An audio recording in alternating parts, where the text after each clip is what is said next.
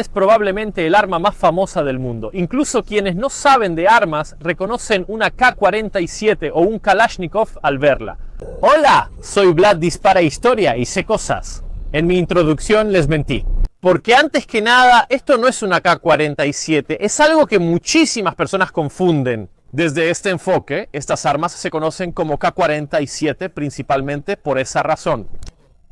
En la mayoría de la prensa occidental, en los manuales, en las discusiones de la época que había, en mano, en particular en este momento tengo una kilometraje que en realidad es la K más difundida en el mundo. Para entender primero qué es una kilometraje, tenemos que hacer una larga lección de historia sobre cómo nació esta arma. En primer lugar, vamos a desmentir los mitos que rodean su creación, porque sobre esta arma se ha dicho realmente de todo. Mito 1, que proviene del Sturmgewehr alemán.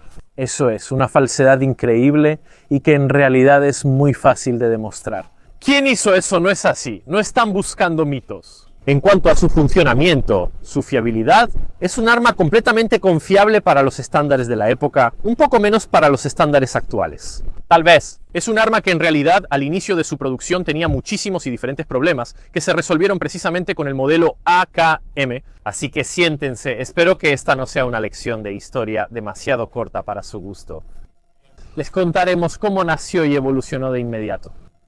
Luego, obviamente, lo desarmamos. Y finalmente ya están acostumbrados, vamos a probarlo con fuego. Antes que nada, hay que desmentir un poco de mitos sobre el propio inventor, Mikhail Kalashnikov. A menudo lo representan como ese campesino que de repente se convierte en un genio absoluto del diseño. Claro, Kalashnikov no tenía una educación formal. Podríamos decir que no tenía educación si a eso vamos. También John Moses Browning tenía una educación formal, pero nadie va a señalar que John Moses Browning también era básicamente un campesino, al igual que Kalashnikov. De hecho, Kalashnikov nació en lo que hoy es Kazajistán y trabajó por un cierto periodo en un taller de reparación de trenes, cuando estalla la Segunda Guerra Mundial. En realidad, primero termina trabajando en la reparación de tanques, perfeccionando sus habilidades mecánicas, indudablemente habilidades mecánicas innatas, y termina siendo finalmente entrenado al mando de tanques. Es herido en la guerra durante las fases más o menos iniciales de la misma guerra, y durante la convalecencia, en realidad, se pone a diseñar una metralleta pensada específicamente para los tanquistas. Porque en ese momento todavía no está disponible la fantástica pistola Pulemet Sudaeva 42 primero y 43 después de Sudaev. Pero todavía se usa la Papasha, diseñada por Spagin, que no es muy adecuada para el uso en espacios reducidos. No tiene una culata plegable, tiene un cargador bastante voluminoso, aunque pronto también se desarrollará el cargador de caja. Su diseño se considera interesante, pero definitivamente demasiado complicado para las necesidades de la guerra. Era un arma de cerrojo cerrado al disparar. Sletty, los rusos soviéticos, no necesitaban esas complicaciones, esas sofisticaciones en ese momento. Sin embargo, la gran habilidad y la promesa técnica son notadas por el Ejército Rojo, que en cambio, después de la convalecencia, en lugar de reintegrar a Kalashnikov como comandante de tanques, lo envía a estudiar más y desarrollar los diseños. Lo envía en particular a esta escuela. Shurkovo es un suburbio, un pueblito en las afueras de Moscú.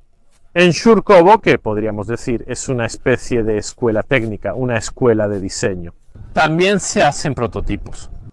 Es un lugar tranquilo y aislado por la confidencialidad de los proyectos, donde los ingenieros pueden trabajar para desarrollar sus proyectos. En Shurkovo, casi en Kalashnikov, se da en parte. Mano libre, porque los ingenieros trabajan en varios proyectos. Había una serie de requisitos, una serie de solicitudes a las que se participa, pero Kalashnikov sigue desarrollando una serie de ideas. A decir verdad, Shurkovo será acompañado por muchas otras personas. Es larga la lista de personas en su equipo. Kalashnikov, por ejemplo, no sabía hacer dibujos técnicos. Alguien tiene que hacerle los dibujos para estas armas. Justo en Shurkovo, Kalashnikov trabajó en otros proyectos que no prosperaron. En primer lugar, diseña una ametralladora ligera y además diseña una carabina semiautomática. En la clásica pregunta de qué fue primero, el huevo o la gallina. En armas, aparece antes el arma o la munición. La respuesta es la munición. El concepto de munición intermedia, de hecho, no es un concepto nuevo. Ya se habían hecho muchos experimentos desde este punto de vista. A menudo se menciona el Fyodorov Automat como el primer fusil de asalto, podríamos decir carabina de fuego selectivo, pero no era el único, el mismo Fyodorov. En 1908 ya desarrollaba esta idea usando, entre otras cosas, un cartucho intermedio. Durante la Primera Guerra Mundial, los aliados desarrollaron este concepto como el Winchester 1907 para 351, Winchester Centerfire modificado para fuego selectivo. Los franceses lo desarrollaron, pero no era un concepto nuevo. Pero el mérito de haber aplicado por primera vez el concepto del cartucho intermedio va indudablemente a los alemanes. Sí, los alemanes en parte tienen que ver con esta historia, pero veamos exactamente dónde. Los alemanes, como bien saben, desarrollarán un arma para su infantería, de la cual producirán una buena cantidad, que en su última versión será el Sturmgewehr 44. Los rusos, ya en 1942, van a capturar lo que es el antecesor directo del Sturmgewehr 44, es decir, el Maschinenkarabiner 42, un arma estéticamente muy similar al Sturmgewehr. Vemos una diferencia en el tubo de gas, así como el hecho de que disparaba con el cerrojo abierto. Y lo que realmente impresiona a los rusos no es tanto el arma en sí, sino el cartucho.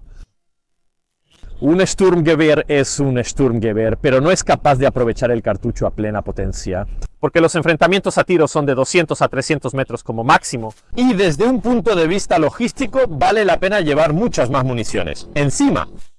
Entonces se establece un programa. El Ejército Rojo planea reemplazar todas las armas ligeras de su ejército, todas construidas alrededor de la misma munición. En esto el Ejército Rojo está muy adelantado.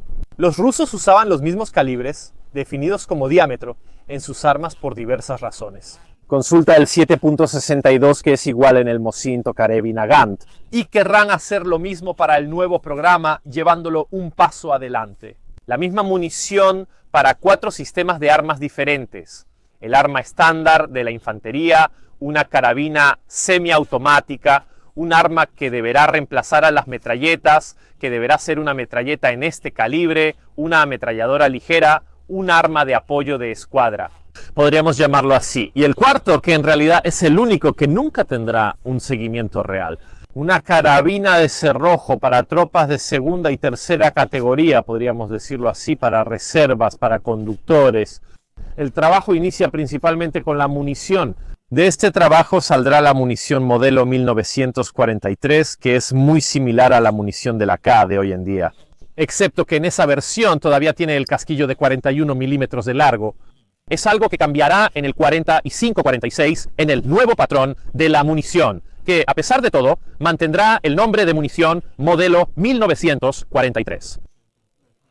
Y enseguida, una vez producida la munición, estamos a finales del 43, en este momento se empieza a trabajar en estos sistemas de armas. En realidad, el arma automática queda un poco en segundo plano porque lo más urgente es el reemplazo. El arma de la infantería. La carabina, entonces, que debía reemplazar los Mosin, y la ametralladora ligera, que debía reemplazar las que no eran muy buenas. Digamos, Delegación Política 27 y Delegación Política M. Y entonces a todas las escuelas de ingeniería, a todos los inventores y equipos se les presentan estos requisitos y se solicita una serie de diseños.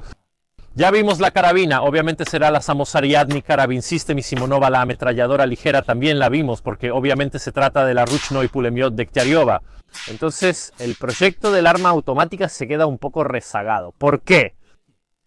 Debía reemplazar a las metralletas, pero era secundario, no el arma principal de la infantería. Las metralletas funcionaban bien, así que no había prisa. Aunque ya había un prototipo, la S-44 de Sudayev, que estaba listo, en el 44 se consideró insatisfactorio.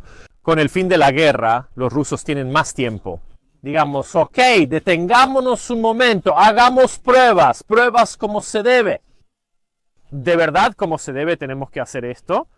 Kalashnikov en ese momento ya estaba trabajando en su propio proyecto, que sin embargo todavía era drásticamente diferente de lo que vemos hoy.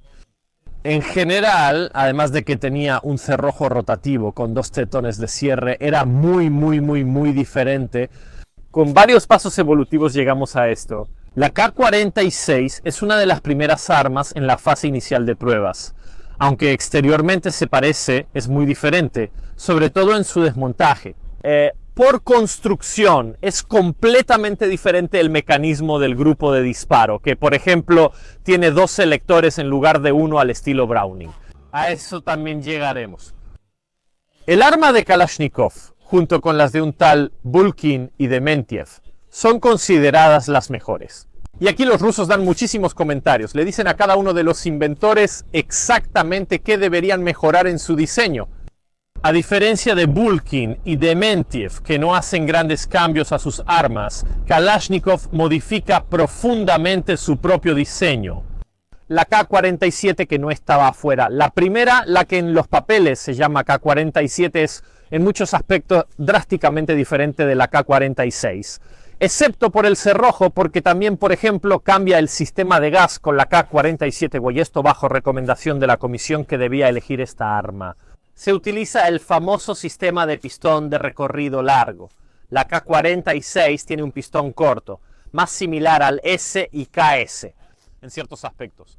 Se adopta un grupo de disparos similar al de Browning. En realidad, la solicitud no es explícitamente adoptar un grupo de disparo Browning, sino copiar el del ZH-29 checoslovaco que copia a Browning. Aunque en cambio el seguro del arma y el selector están tomados directamente de los sistemas de Browning. No solo Kalashnikov. Mucho más tarde, en los años 90, en realidad dirá que se inspiró en diseños estadounidenses. En especial, el M1 Garand y la carabina M1 fueron estudiados para crear la K. Hemos mencionado varias veces que, salvo el grupo de disparo, sobre el cual tengo un video dedicado en la esquina superior derecha por si quieren verlo otra vez. Pero también el sistema de gas es prácticamente un M1 Garand al revés, para gestionar de manera diferente los espacios.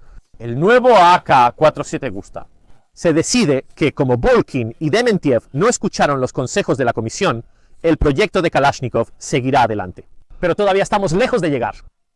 Kalashnikov es enviado a continuar su trabajo en otra ciudad, en otro centro técnico que es un poco más grande. Un lugar llamado Kovrov, que era un poco el hogar de otro famoso diseñador soviético de la época, Dektiarev. Sí, el anciano Dektiarev era como el jefe ahí. Y ahí se empieza a probar seriamente la K. Ahí los prototipos se disparan, se mejoran, se perfeccionan. Así que se llega a finales del 48 y Kalashnikov tiene un arma más o menos lista, pero todavía no está lista para ser adoptada para la producción. En ese momento lo envían a Izhevsk, y solo en Izhevsk, a finales de 1948 y principios de 1949, comenzará la 1500 AK-47 para hacer pruebas con las tropas. Las pruebas resultarán satisfactorias y en el 49 el arma será adoptada oficialmente en sustitución de las pistolas Pulemet Sudaeva y las PPC. Primer detalle, AK-47, pero se adopta en el 49. Que nadie diga que el AK se adoptó en el 47 porque es un error gravísimo. Lo sé, es confuso. Además, el arma adoptada no se llama AK-47, sino solo AK en los documentos rusos, entonces siempre se habla de AK, el AK-47 en la documentación rusa, en realidad es el prototipo. Entonces, aquí hay otra parte del mito. En cuanto a los alemanes, es cierto que en el 44, en Izhevsk, había alemanes. Estaba Hugo Schmeisser, que, digámoslo, no tiene nada que ver, porque en ese momento no es más que un director técnico, podríamos decir, que no mete mano en estas cosas. También hay ingenieros que habían trabajado en Alemania en la MG-42 y en particular en las partes estampadas de la MG-42. ¿Qué hay? A los alemanes no se les permite acercarse a proyectos clasificados. El AK seguirá clasificado hasta mediados de los 50. Si los alemanes tuvieron alguna participación, los alemanes en Izhevsk tuvieron alguna participación. Tal vez ni siquiera lo sepamos, pero sí la tuvieron. Se trata exclusivamente de técnicas en sentido general para hacer las piezas de acero estampado, para estampar las láminas, porque el primer AK era de lámina estampada. Pero que quede claro, el AK-47 ya había sido desarrollado completamente por Kalashnikov antes de que él llegara a Izhevsk, donde estaban los alemanes. Así que quien dice que en Izhevsk los alemanes desarrollaron el AK no es cierto, el AK ya llegó terminado a Izhevsk. Está listo para una preserie, ya había sido prototipado, ya había sido probado, pero solo se hizo esta preserie de 1500 ejemplares. No tienen nada que ver. El primer AK, como les dije, tipo 1 estampado, pero era defectuoso. O mejor dicho, los que salían bien hechos funcionaban perfectamente, solo que muchísimos no salían bien hechos. Una enorme cantidad, incluso un tercio, en cierto momento, de la producción de cajones de los AK del primer tipo, así llamados después del primer tipo, tienen serios problemas. Kalashnikov y Serbsk resuelven parcialmente este problema introduciendo un cajón fresado, el llamado tipo 2, y después de una mejora y aligeramiento posterior, el tipo 3. Los AK fresados rusos. Los famosos AK fresados son casi todos el llamado tipo 3, el tercer modelo del Kalashnikov original. Pero el arma fresada es más pesada y más costosa. Eso no está bien. Se convoca otro concurso para forzar dos cosas. Sustituir en teoría o mejorar la K existente y sustituir la Ruchnoi Pulemiot Dekjariova.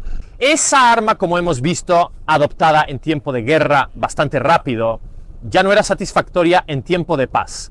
Estamos aquí en los años 50 y por lo tanto tenemos más tiempo de todos modos para desarrollar estas cosas. Lo que sale de este proyecto en cuanto a la ametralladora ligera es la RPK, que no es una K40, y 7 era la RPK. Tiene diferencias mecánicas con los AK normales, aunque es muy similar, de ahí surge la KPM. Se desarrolla un nuevo armazón de acero estampado de lámina prensada. Lo veremos más de cerca, obviamente, cuando movamos la cámara para poder hablar de los detalles. Se modifican algunas cosas en el grupo de disparo. Tampoco mostraremos estas cosas y también explicaré por qué.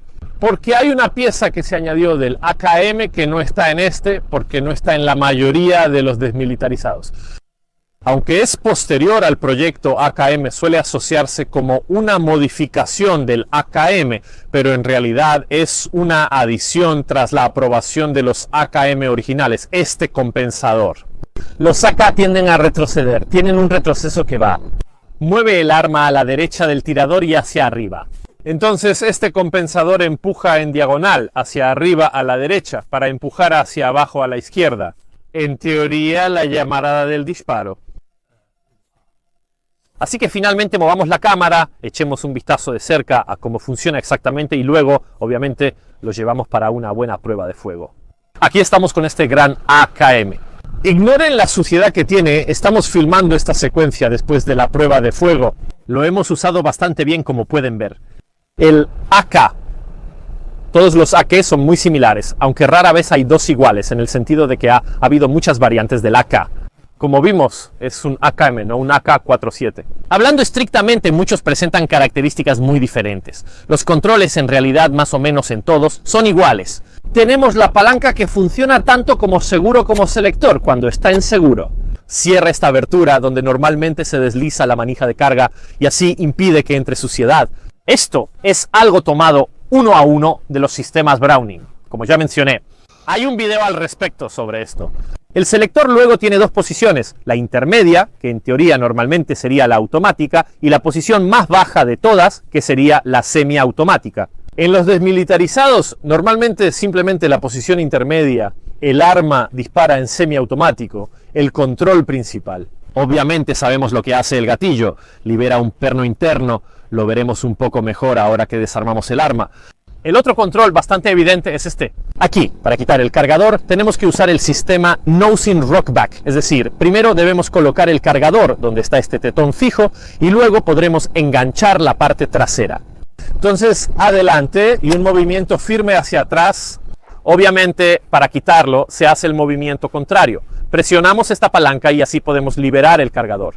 El otro control evidente en este caso es la palanca unida al puerto del actuador que nos sirve para operar el arma. Es bastante obvio, ¿no? El sistema acá es un sistema obviamente automático a gas. Hay un pistón de gas que veremos un poco mejor.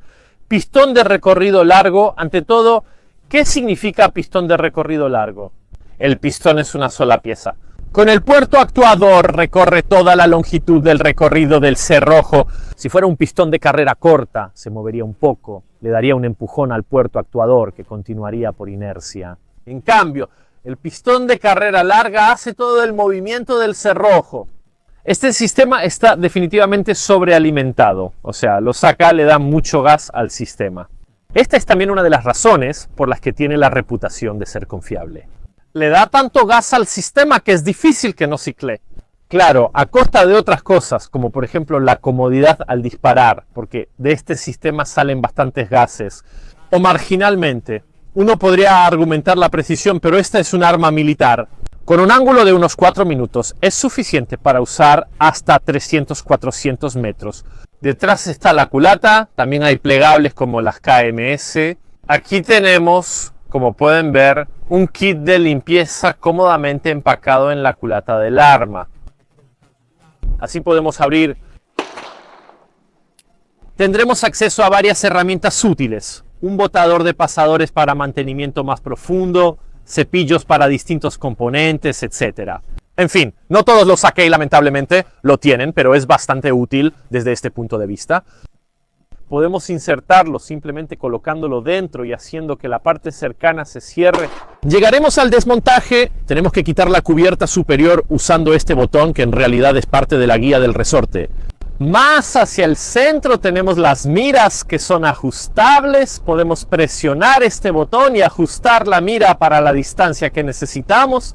Este elemento que se puede girar también lo veremos durante el desmontaje porque sirve para quitar el tubo de gas. Avanzando tenemos la varilla de limpieza a la cual también podemos acoplar esos accesorios que vimos. Tenemos una adición que muchos creen proviene del AKM, pero en realidad se agrega tras aprobar el programa del AKM. Este compensador tiene como objetivo desviar los gases hacia arriba y a la derecha para empujar el cañón del arma hacia abajo, a la izquierda. Los AK notoriamente desvían en esa dirección. Es removible para la colocación de otros accesorios. Desmontar el arma es suficiente. Presiona hacia adentro este botón, que también, repito, es la guía del resorte. Y de esta manera se puede levantar esta pieza muy simple, de lámina estampada, muy delgada, que es la cubierta superior. En realidad, el arma puede funcionar perfectamente sin la cubierta superior, pero generalmente es mejor tenerla para evitar que entre suciedad en el arma. Así podemos quitar el resorte, recuperarlo y sacarlo hacia afuera. El grupo del cerrojo y el portacerrojo. El portacerrojo y el cerrojo que se pueden separar fácilmente simplemente girando el cerrojo fuera de su lugar. Veamos la marca diagonal. Está accionada. Esta es la posición en la que el puerto del obturador está. Y entonces, si lo giras, es en esta posición cuando el obturador está cerrado. Mientras que cuando el puerto del obturador se retrae, hará girar el mismo obturador y lo liberará de los tetones de cierre dentro del arma. Como ven, este es el puerto del obturador. En cierto modo, quizá es una de las partes más complicadas, entre comillas, del sistema de la capa. Las partes importantes de todos modos deben ser fresadas. Integral. Aquí en el portacerrojo está el pistón de gas, que en realidad es una pieza en dos partes, así que tenemos esta parte con el pistón, que luego se atornilla bastante firmemente y se deja ahí al resto del cuerpo del portacerrojo. Miles de millones de italianos empiezan a notar ciertas similitudes con el R7090. No es casualidad, como dije en mi video sobre el R7090. El obturador tiene dos tetones de cierre para completarlo. Las superficies de cierre son dos, esta de aquí a la derecha y a la izquierda, mientras que esta simplemente es la guía del portacerrojo. El percutor es libremente flotante, como pueden ver, no hay ningún resorte. También tenemos obviamente un extractor que agarrará el reborde del cartucho. Podríamos hacerlo, para eso era el botador de pasadores del kit. Quitar este perno nos permitirá acceder justamente al percutor. Ahora, por supuesto, no vamos a hacerlo. El desmontaje puede continuar girando esta llave hacia arriba, que a menudo está muy dura. Como pueden ver, no quiere salir. Normalmente se usa la munición, pero en este ejemplar, este kit está terriblemente duro. Así que nos ayudamos un poco con el mismo kit de limpieza. Lo logramos con el proyectil. Y yo tengo mucho miedo, como bien saben, de romperle las armas a la gente, aunque nunca lo he hecho. Ahora, de esta manera podemos quitar este elemento que nos permitirá simplemente levantar el tubo de gas. En mi experiencia, como bien saben, estuve en Polonia, trabajé muchísimo con estas armas. Esta es la parte número 1 que sufre desgaste y he reemplazado más tubos de gas que cualquier otra parte en una campana. ¿Por qué? Se corroe por los fulminantes de muchas municiones. ¿Y los excedentes?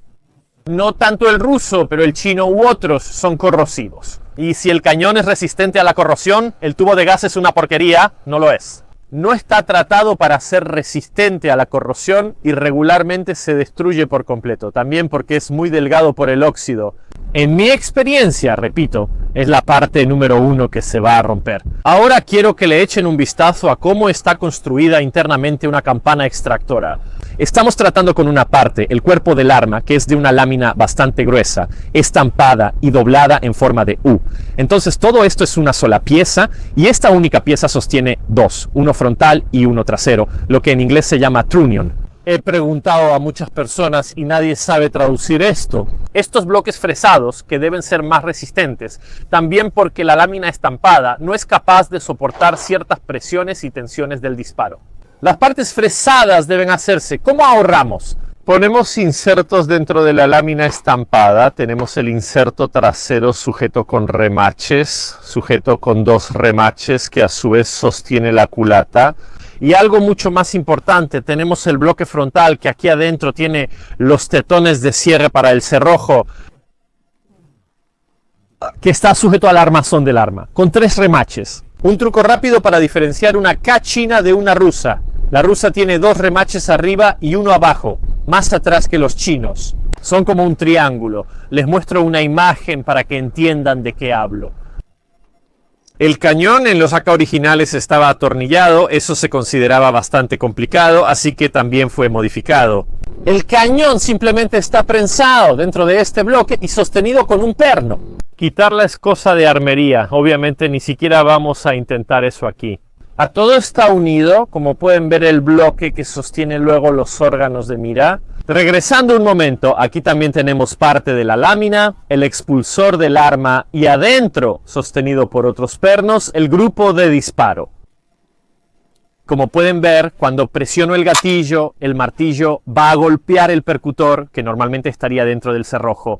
Como ven, tengo 2 cosas moviéndose. Esto es el diente de disparo, ya que sostiene y acciona el martillo.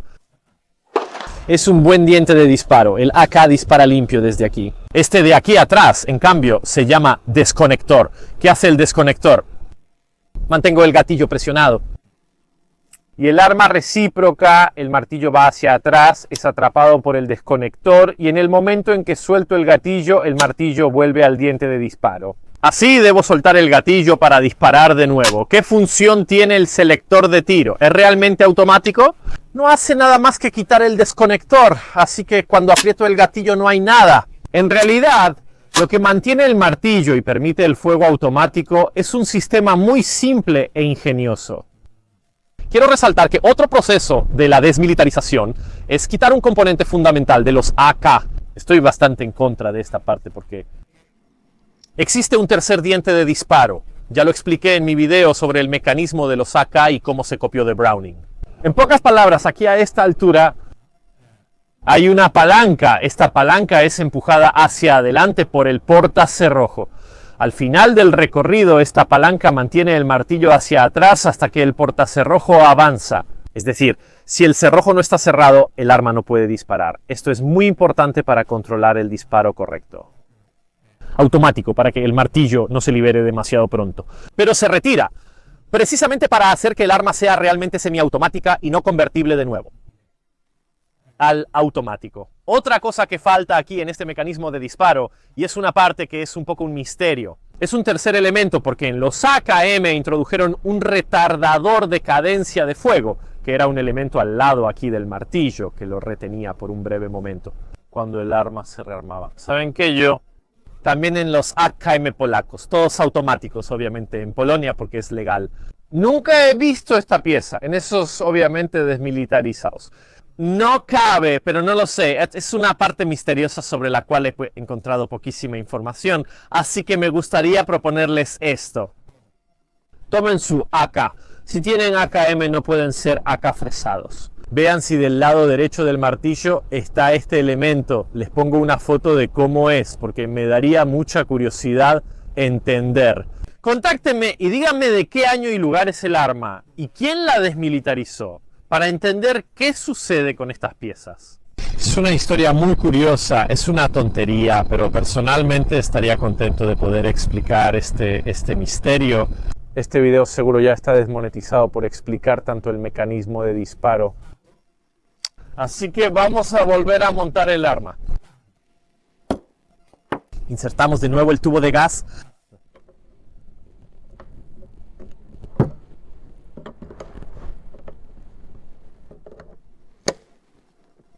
Así podemos bajar esta palanca para mantenerlo cerrado, bloqueado, y podemos volver a conectar muy fácilmente.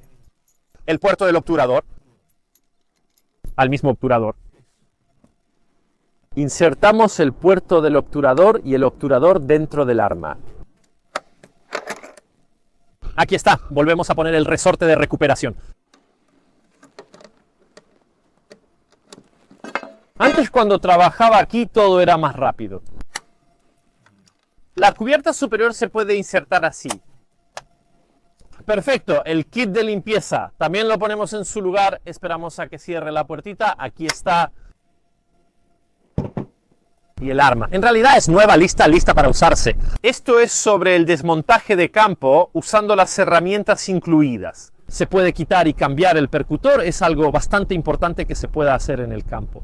También se puede quitar en parte el mecanismo de disparo, pero el resto del trabajo definitivamente debe hacerse. En la armería, quitar el cañón, los remaches y muchas otras cosas son trabajos de armería. Lo discutimos un poco, espero que hayan aprendido algo, vamos a probarlo. Ahora, en el campo de tiro, en la prueba de fuego. Aquí estamos en Brony, en el campo de tiro, probando este AKM ruso. Obviamente tenemos nuestros cargadores de banana, que, como vimos, no son solo por estética, sino porque la munición tiene esa forma. ¿Por qué poner el cargador otra vez? El movimiento, obviamente, es el típico Nosin Rock Back. Ese movimiento que muchísimas personas en Europa del Este tuvieron que aprender obligatoriamente. La manija de carga está del lado derecho. En cuanto a la ergonomía, hay que pensarla en la ergonomía rusa, sobre todo en los años 40 y 50, donde la inserción del cargador no se hacía al estilo occidental, con la mano izquierda, pero se sostenía el arma con la mano izquierda y se colocaba el cargador con la derecha. Me parece un movimiento antinatural. Además, no encuentro el cargador. En ese momento se podía armar el arma y se podía disparar. De hecho, empecemos al estilo ruso con la mano derecha. Ya disparamos algunos tiros.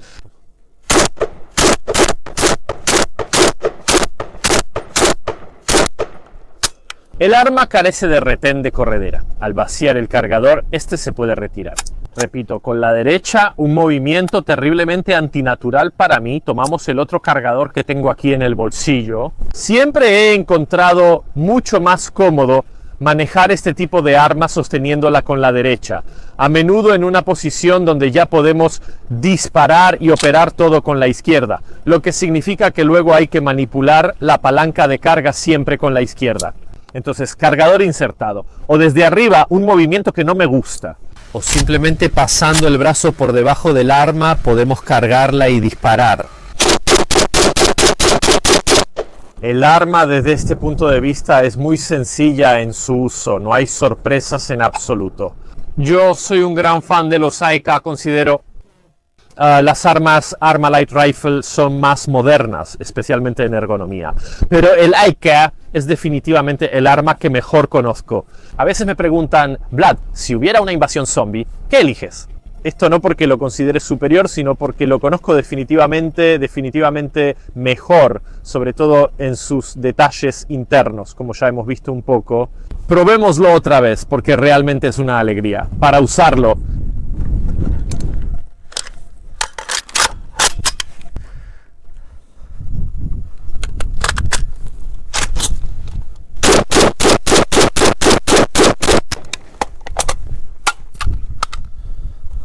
el plátano tomado, al contrario, no me traje ninguna línea hoy al polígono.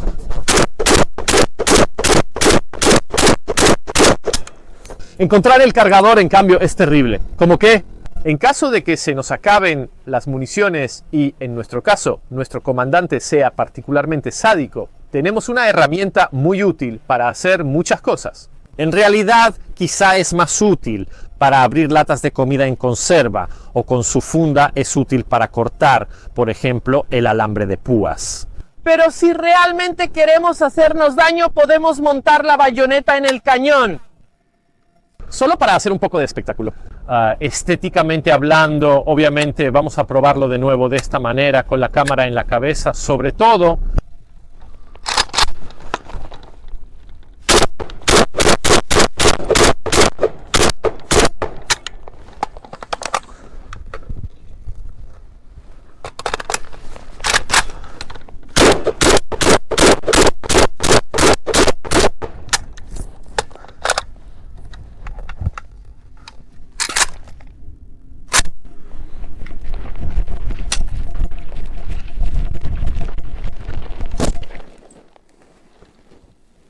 Quiero aprovechar el hecho de la capucha para hablarles de la Iraqi Reload. Seguramente la han visto, ese tipo de recarga donde se sostiene el arma por el cerrojo y se inserta el cargador y se deja ir. Es una leyenda en el sentido de que no lo han encontrado escrito en ningún lado. Pero se dice que el motivo de esta recarga típica entre comillas, que parece venir de Irak, recarga, y digo parece, porque militarmente hablando no tiene mucho sentido por una serie de razones. La culpa es de los cargadores yugoslavos. Los cargadores yugoslavos de hecho son un poco diferentes a los normales. Los cargadores yugoslavos tienen una especie de retén de apertura. Llamamos en el sentido de que cuando se acaban las balas, el cargador mantiene el cerrojo hacia atrás. Además, cuando se retira, el cerrojo se cierra. Esos cargadores, si se cargaban al máximo en los cargadores que tenían los iraquíes, a menudo eran especialmente duros. No solo había cargadores yugoslavos mezclados con los normales, por lo tanto existía y existe la posibilidad con los cargadores yugoslavos en una funda. Es normal que cuando están llenos con 30 balas, aquí obviamente no tenemos 30 balas en estos cargadores, en realidad están reducidos a 10 que cuando ponemos el cargador. No quiere engancharse para entrar cuando está lleno, solo eso, por lo que la única manera de insertarlo es mantener el cerrojo abierto. Probemos esto. Tengo el cerrojo abierto, inserto el cargador, lo suelto. De nuevo, cerrojo abierto, cargador, lo lograremos tarde o temprano, lo soltamos.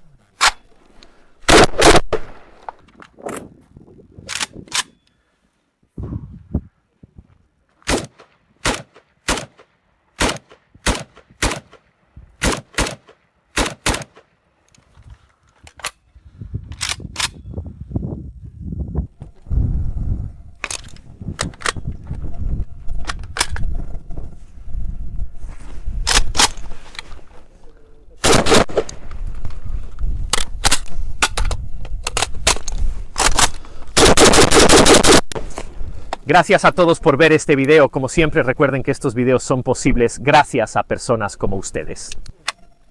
Ustedes como Luca, que hoy trajo este fantástico AKM a Brogni, en la provincia de Pavía.